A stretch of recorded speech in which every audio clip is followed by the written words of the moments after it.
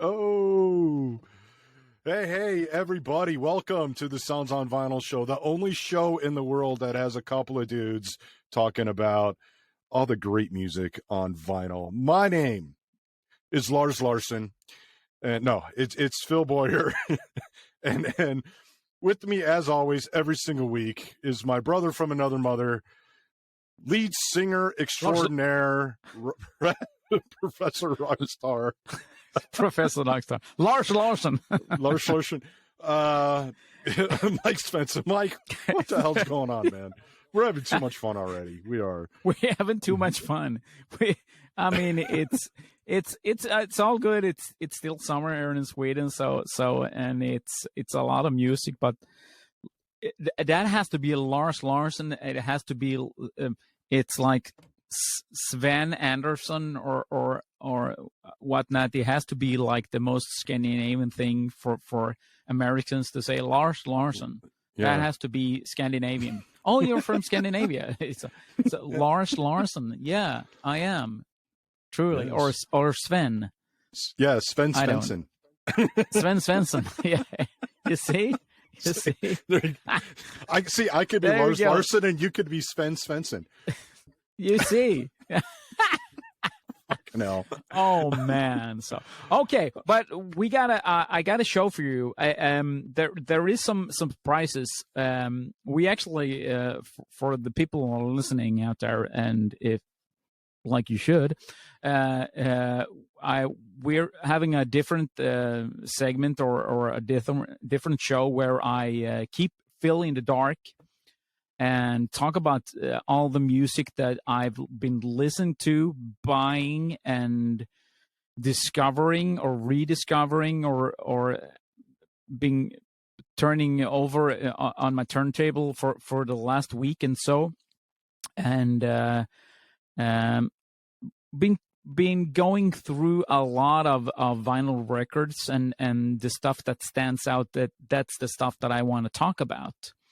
Current stuff that I bought in my collection, stuff that I discover and so forth. So without further ado, I will start with an album that we're going like off track. We talk a lot about metal music on the show because both Phil and I are metalheads, but we got a thing for the roots of this, and I'm going with this one.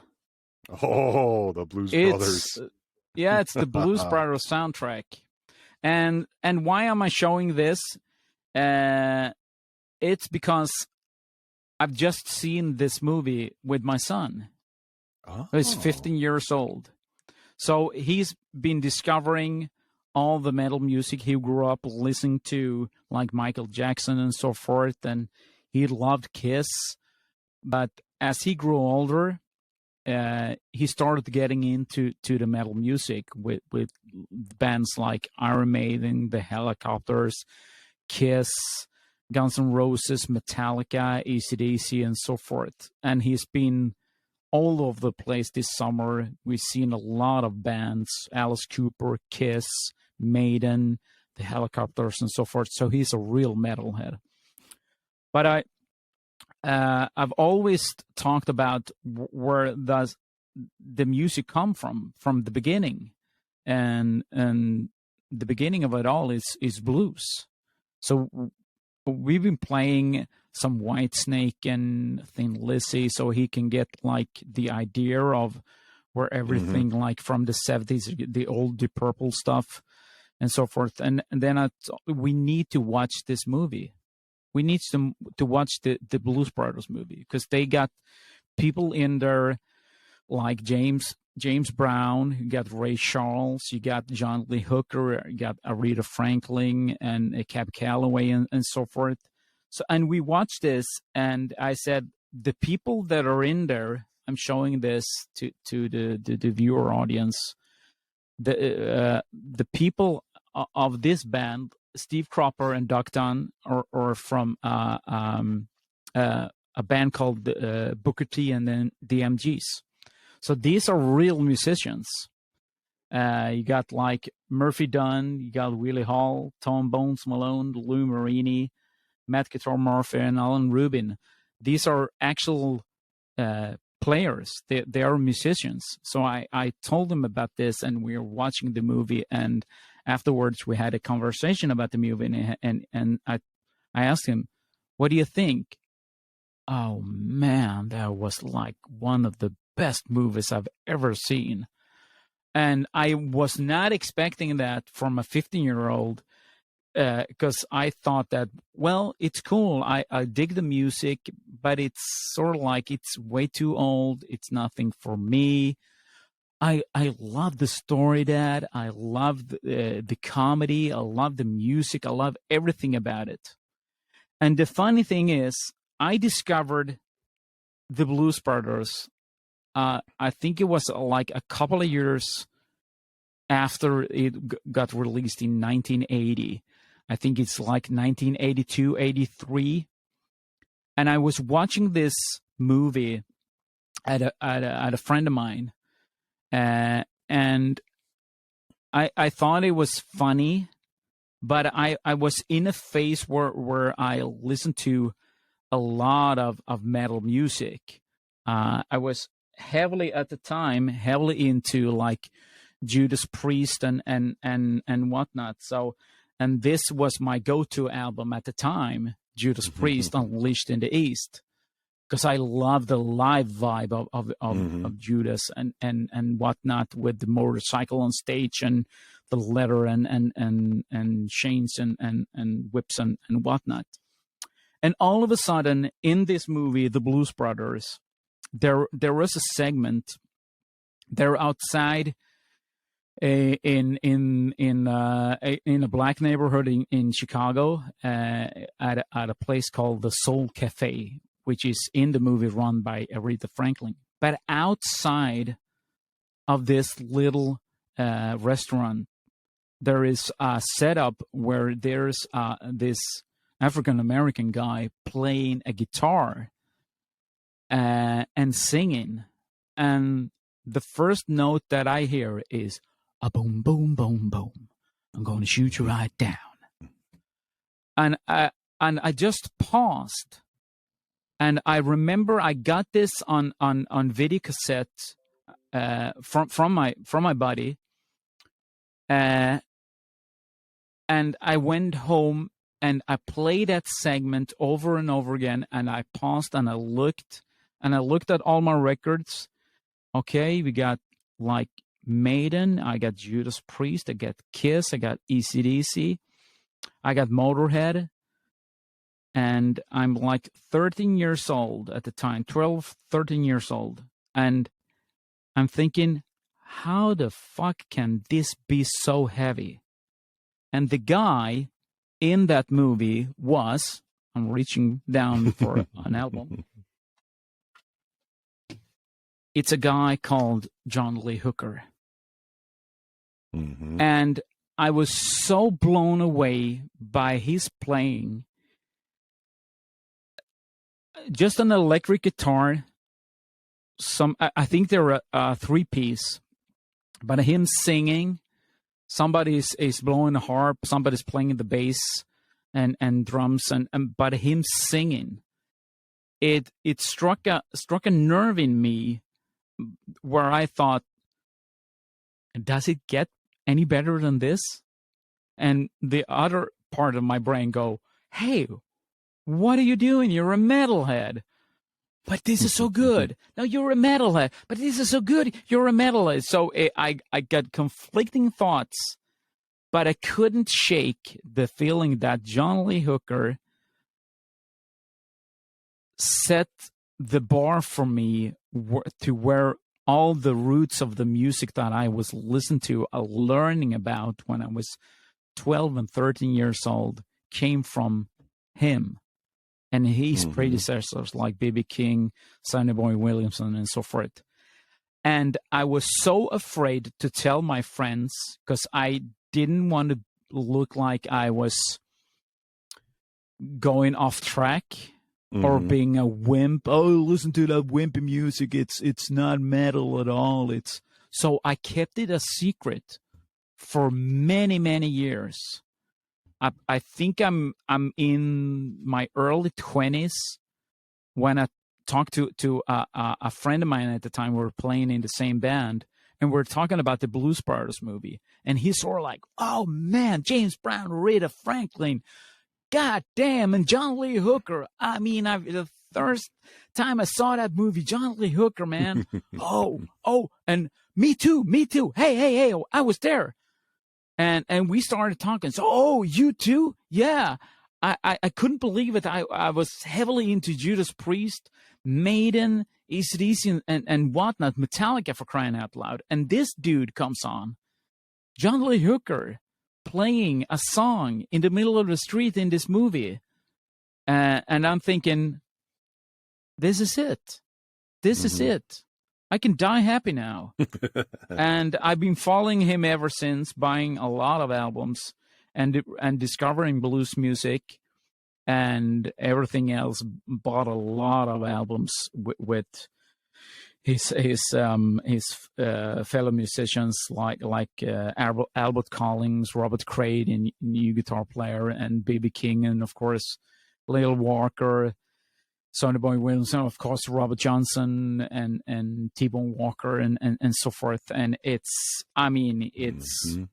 incredible music. The roots to what we'll listen to. It really is. I mean, I that movie was special to me because it was filmed right where I kind of grew up, in the same area. So it had, it was a big thing for us in that area. Yeah. And in fact, you said that you played that movie for your son, and when our son was born, we actually played that movie for him, and it was still in the hospital. We put the VHS tape in there. We tried to have a conversation with him after, but he just didn't get it. I guess he was just too young still, but he couldn't appreciate the music. But and it's funny. Yeah, go ahead.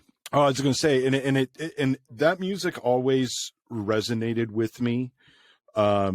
It's funny because the last week, a friend of ours organized a benefit concert, and this artist came, and I can't think of his name right now off the top of my head, but I thought he was going to be a more country folk kind of guy, so I wasn't looking forward to it. But we got there, and this guy is just a blues all the way, just 100% blues. And it was one of the best shows that I've seen in a long, long time. He played like all the classics, cool. It was all covers. He played a few originals. Yeah. He actually did. You mentioned Michael Jackson a minute ago. He actually did a bluesier version of Billie Jean, and had everybody dancing and stuff. And it was a lot of fun. And so, but that music, that old school, like John Lee Hooker, same thing, man. I like boom, boom, boom, boom. It's like, whoa, what is it? Yeah. It just hits you, and it gets into your bones somehow, man. And it just, you get the feeling. And again, watching this guy play the other day, you could just see the passion and the feeling just coming through his body and into the instruments that these guys played, and the way he sung and the way he just interacted with the crowd and everything. It's a different experience than metal, going to a metal concert, but it's very much the same in the sense that passion's there and that feeling is there. And I think that's why that's what makes metal so special, I think, is that it does tap into that blues stuff going on. And that's why I think it's like why I think we're feeling the roots as we'll listen to. As I was growing up, like I was, when you're a young person, you tend to go with everything is open for you. You get your senses open, and when John Lee Hooker played on the Blues Brothers movie, it hit you like a ton of bricks, and you knew that this is like, I get the same feeling listen to John Lee Hooker as I'm putting on a Maiden album. Mm-hmm. And for me it was a process to get over or to get at ease with that this is because it's where it all started. and it took a while, because you and I have been talking about this before, since you're from Chicago, and I watched that movie so many times that I knew stuff. I learned stuff about Chicago. Me being a history buff and of course a teacher in that field too. I when we saw this movie, 1060 West Addison, it's Regal Field, and Richard Daley Plaza, and I really thought that when I was growing up, like, the blues came from Chicago, because I was 12, and they're singing about Sweet Home Chicago, and so forth. And then when I got older and I learned through, the history books where it all came from. But it's so funny that I still remember all the stuff that was happening in the movie, with everything from the music to the places and so forth. And I remember looking it up in dictionaries. And, there is a place called Richard Daley Plaza. Oh, okay. Oh, Chicago. Oh, Chicago Cubs. Oh, it's baseball. All right. Now I know. Because you couldn't Google anything.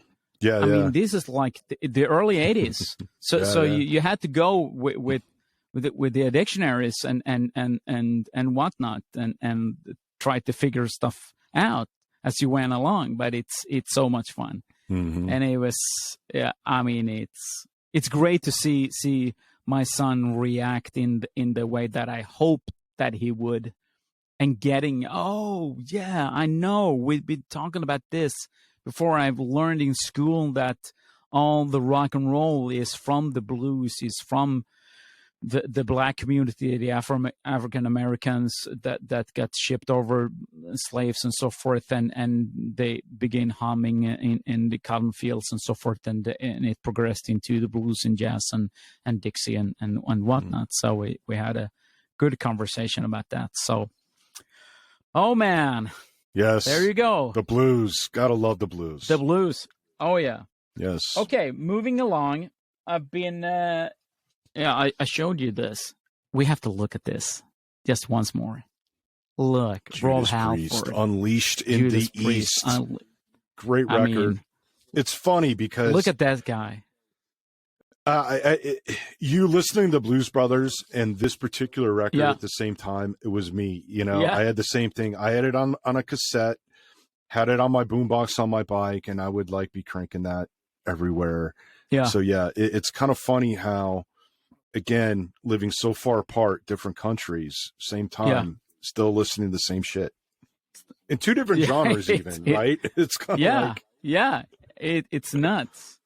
So moving along, there is a new documentary on Swedish television. It's a 4-part documentary about Swedish metal music on export. All the good Swedish metal music that has made a name for themselves in the world. You got Europe, of course. You got At the Gates. You got Entombed. You got Hammerfall. You got Soilwork, talking about the new. You got Arch Enemy and whatnot. So I was watching this documentary, and two of my all-time favorite bands of the Swedish metal scene back in the day, growing up, was, of course, I mentioned it. I was supposed to not say their name, but I couldn't contain myself, obviously. So Europe. I remember this one. This is my all-time favorite, Wings of Tomorrow. And, of course, Joey Tempest, the singer, and John Norum, who's the guitar player, from the get-go. They were there talking about all the fame and fortune that they got to experience. So much that John Norum, after the final countdown, said, well, this is it for me. No more playbacks in Japanese TV shows. No, nothing about this. It's way too soft for me. I'm going rogue. I'm skipping this. So at the peak of their career, from the final countdown, You heard that album, I bet. Oh, yeah. Everybody has. Oh, yeah. The Final Countdown, of course. Having a sip of coffee. Anyhow, so this is their second album, and they played a big part of my life growing up. This is released in 1984, because I was so proud that you got some hard rock or metal band coming out of Sweden that people knew about. Not only ABBA. Everybody knows ABBA. Oh, you're from Sweden, you like ABBA. Yes, I like ABBA. But they don't represent me that much. Europe at the time, when I was like 13 years old, they represented me. And people are going, oh, they're too soft, man. I haven't listened to the Final Count. It is soft music. But if you listen to the first albums, the first one, self-titled, and you got this Wings of Tomorrow, you listen to a song called Scream of Anger, and you listen to Treated Bad Again, Wings of Tomorrow, and Storm Wind. You get the idea. This is some good stuff. And it was recorded at Polar Studios in Stockholm, where ABBA recorded all their albums, or most of them, anyhow. Yeah. So it's a really cool documentary. If you get a chance, I don't know if it's available worldwide. Some of the stuff from Swedish National Television is available on the web, and of course, everybody's talking English. Or most of them do. It is. Well, so we can get a VPN and say we're from Sweden and probably access it that way. Oh yeah. Although I'm not encouraging pirating or anything of that nature. We're just using technology for the greater good to educate ourselves on Swedish music. So there we go. Yes. And even you mentioned the heaviness of the first couple records. Even Europe's last record, which was what, year or two ago they released, was pretty heavy. Much heavier than the Final Countdown stuff. Oh yeah. And that was actually one of the things that John said. If I'm coming back to the band, because they did they split up in, I think it was like 93 or 94, 95, something like that. Was it earlier? I can't remember. I think The Prisoners of Paradise was like the last album that Europe as a band did together. John was out of the band like 86 or something like that. But so for the millennium, they wanted to the Swedish National Television was talking about this. Wouldn't it be cool if Europe came on at the stroke of midnight and played, Final Countdown as we go. 10, 9, 8. So they did, but they kept their second guitar player, Kim Mazzarello, in there, in that mix, because that was like the last lineup that they ever did. So it's both John and Key sharing the guitar, which is unheard of when it comes to Europe, because there is only one guitar player. So, and they started talking. Okay, this was fun. Maybe we should do a full-blown reunion. And they talked back and forth. It took a while, and I think in 2004 they released their first album since like the early 90s. It's called Start from the Dark. And one of the things that John said, if I'm coming back myself as the only guitar player in Europe. Set everything aside. If you want to do it, these are my terms. No more of this horsey shit when you go too soft with all the keyboards and melodies. We're going back to the roots, the way we did it, like from the get-go. And that first album that they did in 2004, it's really, really heavy. and you can really hear that John is back with a vengeance. But it's great. It's like you said, the newer stuff. It's really really heavy. So it's good. And speaking of heavy, are you going to say? No. What's your take on Europe? Oh yeah, Europe, great band. Love those guys. Oh, of course. It is. Yeah. In fact, the final countdown is all over the place. There's a TV show here called Arrested Development, and one of the characters is a magician, and he uses that as his his entry song as he comes in and stuff. So, okay. Yeah, it's a huge thing over here. So it's cool. Yeah. And speaking of heaviness, one of my other favorite bands, also from Sweden, also represented it in this documentary, of course, is a band called Candlemass. Ever heard of them? I've heard of them, yes. Yes, it's doom metal. Doom metal. Everything has to have a title. It wasn't like when you and I were growing up. It's metal music. What are you talking about? Yeah. Now it's all these subgenres and the parents, and the parents go, so you listen to hard rock? Well, if you want to call it, it's harder rock, but it's metal. It's metal, man. What the fuck? and subgenres: heavy metal, thrash metal, speed metal. I don't know, sludge metal. I don't know. This is doom metal, because it's heavy.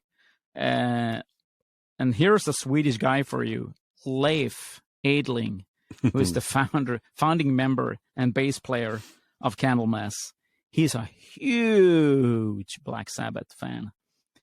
You can tell by listening to this the the Sabbath influence on this is crazy. And he's like me when it comes to Sabbath. With Kiss, he's a collector. He's a vinyl collector. I would love to have him on this show, talking about vinyl records and how he got into Black Sabbath and so forth. I tried some different contact, but well, I nothing don't. Yet. Nothing yet. It would be so much fun. But this is the first album that they did, Epicus, Domicus, Metallicus, and it's got that famous skull on here, which is still represented today for Candlemass. And when this came out, I should know this when it came out. I actually don't. I have to look it up. Bear with me. I'm checking the vinyl right now. Seeing, we can't leave this as it is. I think it's 1987, 6. Oh, I have so bad eyes. I can't even. I think it's 6. Am I getting this old? I think it's 6. Yeah. Yeah, I'm pretty sure it's 6. Anyway, it's 6. Yeah.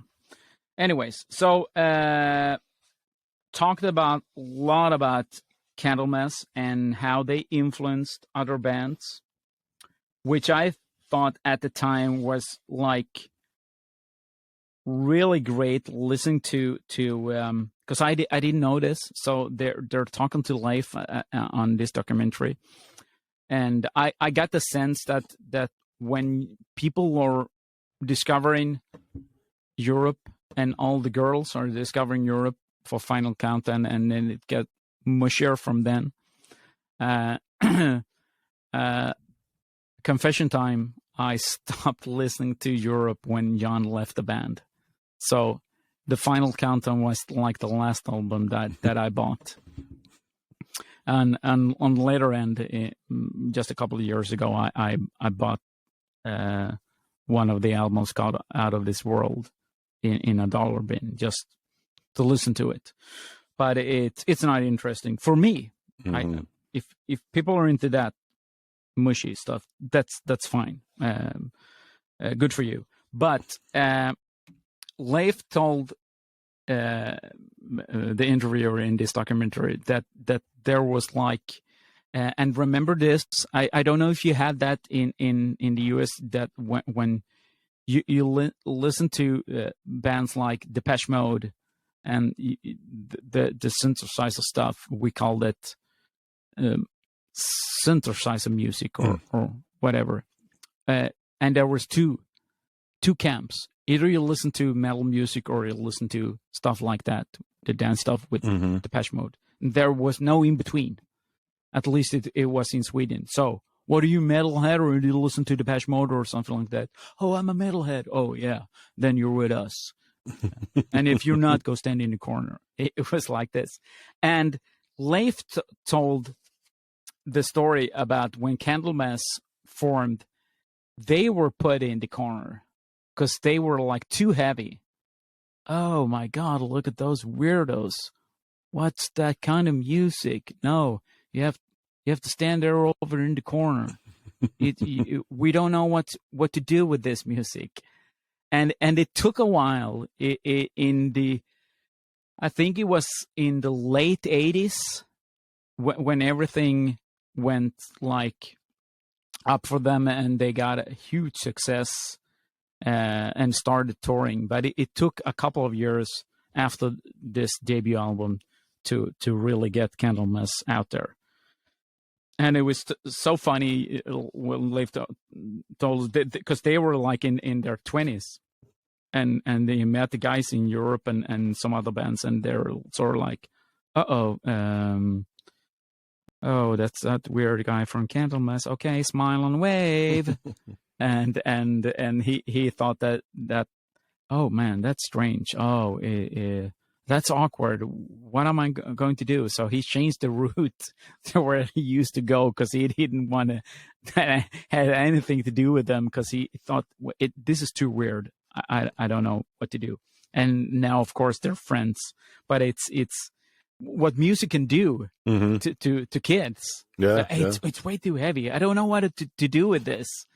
so you listen to Candlemass. What the fuck? And when I remember a guy down the street who started listening to Venom, and it's sort of like, he's listening to Venom, and they got an album called "At War with Satan." Oh man! And the cross is upside down, and it's got 666, and he only yells. The singer yells. What's up with that?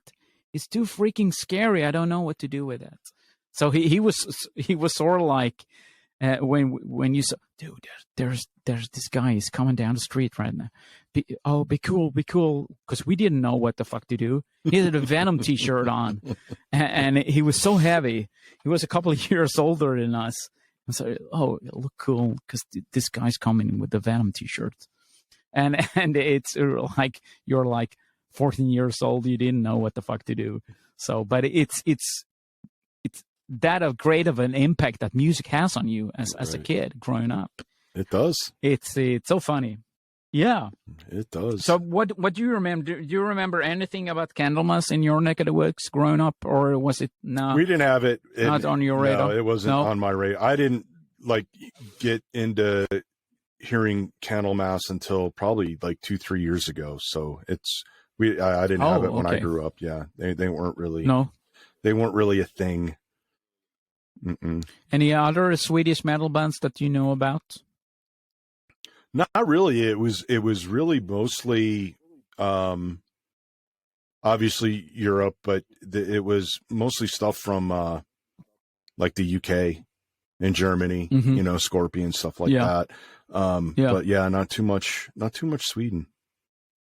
No, we have a lot of Swedish musicians that played in different bands or Scandinavian. We had Lars in Metallica, and we had Mickey D. Of course, he was in a Danish band called Merciful Fate and King Diamond. But in the early 90s, he went on to be the drummer for Motorhead. And of course, you got Yngwie Malmsteen. Yeah, I forgot about Yngwie. Yeah, we had Yngwie. Yeah, I forgot about. And he yeah, me too. And because he's in this documentary, of course, I should have brought an album. I only have like one or two, but it's sort of like he's on a different level. even in this documentary, he's on a different level. You cannot help to be in awe of that guy when you hear him talk and you hear him sitting there being with his Stratocaster in his, and it's not plugged in, but it's sort of like as he talking. Yeah, what is was this? I moved to LA in the early '80s, and he's thinking, dude, you're so rock and roll. It's crazy. And he told a story which I think is so funny. I think it was it Argent or was it Alcatraz? No, was it? I can't remember. But he sent a demo into one of those metal magazines. They were looking for guitar players, and he got a call from LA. Hey, you sound like a cool dude. You want to join our band or want to audition? So he jumped on a plane. He's sort of like 16 years old. He left everything behind and went to LA. And this is like early, I think it's late 70s or early 80s. And he went over there and he told the story about when we got in to the band and they say, well, this is cool. Do you want to join? Yeah. He started an argument with the singer because he thought that he was like, too bad. You're not a good musician, Yngwie said. And this is a guy like 16, 17 years old. I'm not staying here. What's up with you guys? And he went into Alcatraz and so forth. And I think that's when he fired all the band members and started something else. And I mean, that guy, I mean, jeez. Mm-hmm. Very, very un-Swedish of me to do that. You know what I mean? everybody in front of the TV go, yeah, we know what you mean. We know what you mean. Well, while he's sitting there with his Stratocaster going, I mean, that guy's he cracks me up every time I see him. Mm-hmm. Jesus, oh man. So that's a good documentary. A lot of cool bands. I mentioned them, of course. Entombed is in there. Oh, speaking of Entombed, that reminds me. Yeah, I made a promise last week. Oh yeah, oh yeah. Not my thing. I got through about 1.5 songs and had to turn it off. Not my thing. Not my flavor. Sorry. Nope. Not your flavor. Nope. Yeah. No Entombed. No Entombed. No. Yeah. But if you get past the vocals, get past the vocals, it's decent. And actually, for that kind of stuff, the vocals aren't bad. It's just after a while, it's kind of like, no. Yeah. I just it kind of. Can you hear that the music is way much more rock and roll than other death metal bands? Yes. Yeah. Because they got the roots the music. In Kiss. Yeah, I've always liked the death metal stuff, the music part. It's just the vocals that usually ruin it for me. And in this case, they're a little bit different. Yeah, like you said, you can hear the rock and roll roots in it. Yeah. And even in the vocals, it's not your typical death metal vocals, really. No. I mean, it is and it isn't. It's not quite as there, but yeah. But so it's old school. Yeah, it's old school. You did. I did. I listened. 1.5 song. 1.5 songs I got through. Yes. Oh, that's too funny. That's too funny. There's a whole segment of the death metal scene in Sweden, and it's one of the where it all started in Sweden. Many bands from all over the world mention Entombed and At the Gates as the pivotal moment of when you talk about death metal history, where it all started with those bands, which I think it's kind of cool. So people have flown here, full bands from all over from US and South America and whatnot to recording the same studio as Entombed did, just to get that sound. And so they had Nicky on, who was the drummer at the time, which is he's a guitar player of the Helicopters now, but he said, yeah, but then you're not the guitar player of Entombed, so that little tweak, it's in the playing, so you can't get that sound right because you aren't the guitar player of Entombed. So and people are going, oh man, I wish I could get that sound. It's all in the playing. It's how they did it, how they grew up, and how they formed everything. Yeah. So that's a cool thing. That's a cool documentary. Now, for my last thing, I'm going out on a limb right now because I don't know if this is something. Oh, I don't know if I'm pulling a Post Malone out of my ass right now. I have no clue. Post Malone. But it's so much fun because I watched a segment right now on Swedish TV, morning TV. It's like Good Morning Sweden. And they talked about the most hated band in the world. The most hated, it has to be a rock and roll band, rock band in the world. And stay tuned for commercials. And I'm thinking, I'm racking my brain. Who is this band? And the woman who presented this, they sold millions of albums. They toured around the world. It's blah blah blah and so forth. And I couldn't for the life of me think, who is this band? Do you know? Nickelback. Who's the most hated? No. Oh, that's a good guess, though. That's a good guess. I really don't like that band at all. Can't stand them. I really don't like that band at all. Oh, I can't stand them either. But it's mainly because that singer, he's a douche. He's sort of grabbing women by the ass and squeezing their tits at shows and so forth. He's a motherfucker. But still, no. No, I have no idea. Clue. If it's not Nickelback, I don't know. No. They started in the late 80s. 2 original members left in the band, but the drummer has been in the band since 1990. Oh, come on.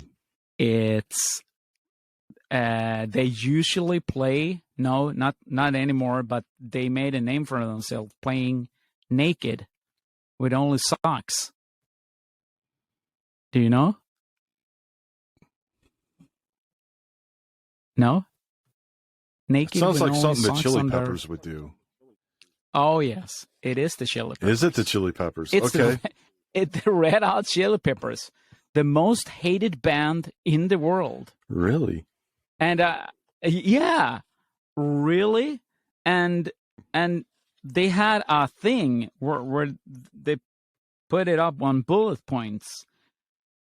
One of the things that people hate about the Red Hot Chili Peppers is, one, Anthony Kiedis sings too much about California, being from Detroit, Michigan, and I'm going, okay, so, and number 2, with all the nonsense lyrics that they have, yes, that gets people going, and so, am I pulling a Post Malone out of my ass right now? So are you saying because you have this record, you're a Chili Peppers fan? Oh yeah, I'm a Chili Peppers fan. Oh yeah. Oh, hands down. Hands down. You're one of them. Okay. All right. Oh, you're one of them. Oh, there you go. So you don't like them? Oh, fuck, you don't no. like them? Fuck no, man. Every song is Rama Lama Lama Lama Lama Lama Rama Lama Lama. No, man. It's that. Yeah. You know. Okay. My concern isn't that Anthony Kiedis talks or sings too much about California. It's that he sings. No. He just sings. That he sings. He just. Okay. No, I'm not a fan. No. I mean. No. They're okay in the background if the volume is low and you know, but so you get why they're the most hated band.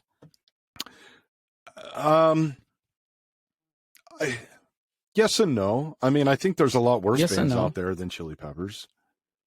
Yeah. Post Malone for one. Poison for two. Man. I mean, there's a lot of shitty bands out there. So I most hated. I don't know. I don't get that.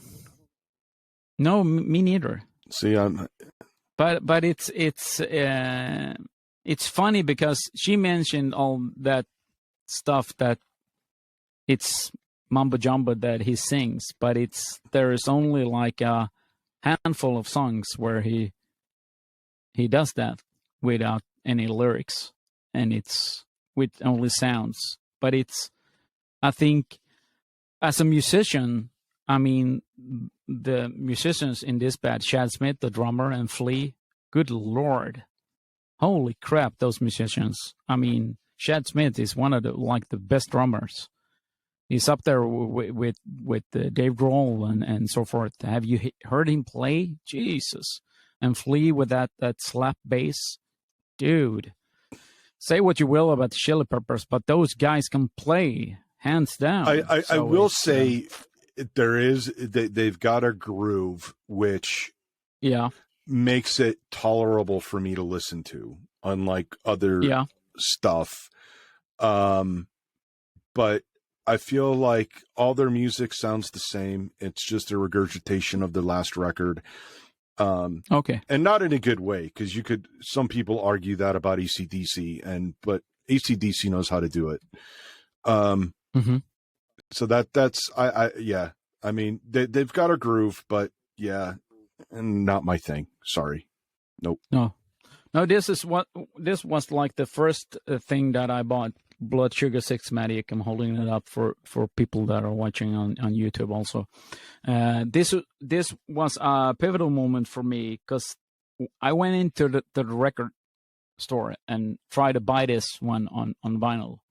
And the clerk goes, "We don't have that on vinyl, only on CD."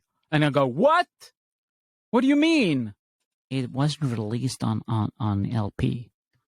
And I'm thinking, my whole world, it's gone to shits. What the fuck is going on? So when they did a remaster and released this on vinyl again, I bought it. I don't have the whole discography with the Chili Peppers. I have like 4 or 5 albums that I think are really good. But there's a lot of memory for me in this one. I'm not. I'm a fan. I'm a fan of the Chili Peppers, but it's all I don't follow the band. I don't buy stuff, merch, or go to shows. Or I haven't seen them live actually, but there's something there. I find them interesting. So okay, now I know. There you go. Yes, you another don't Post like Malone. them either. Another Post Well, Malone. You know what? There's a lot of that 90s stuff that you like that I don't. Like, again, there's very few bands that from the 90s that I find interesting, that I find good. It grunge really changed music in the 90s, and it wasn't for the better in a lot of cases, in my opinion. So there was, Foo Fighters. I love Dave Grohl, great dude. I would love to hang out and have a beer with him. Just not a fan of the music. A lot of those Chili Peppers and Alice in Chains and Soundgarden and all that kind of stuff. Just no thanks, man. You know, all the great music. Yeah, we should just stick all that crap in a black hole sun and send it fucking somewhere where we don't have to ever hear it again. Oh man, that's too much fun. That's too much fun. Well, this is it. That's it. This is all I got. That's it. That's it. All right. That's it. Well, yes. I guess then we shall say goodbye and farewell. Yes. And until next week. But before we do, people are listening. If you want to listen to some other stuff, you want to watch our stupid asses on faces on YouTube, you can go to soundsonvinyl.com, and you can go to the Instagram account at soundsonvinyl and get more information and see our ugly mutts out there. That's the wrap right there. That's the wrap. There you go. That's all I got. Yes. That's the wrap. Soundsonvinyl.com for all your Sounds on Vinyl needs. Merch. Yes. Episodes, video and audio, and it's everything you could ever possibly want from this Sounds on Vinyl empire is right there at your fingertips. There you go. And with that, there you go. We'll see you guys next week. Later.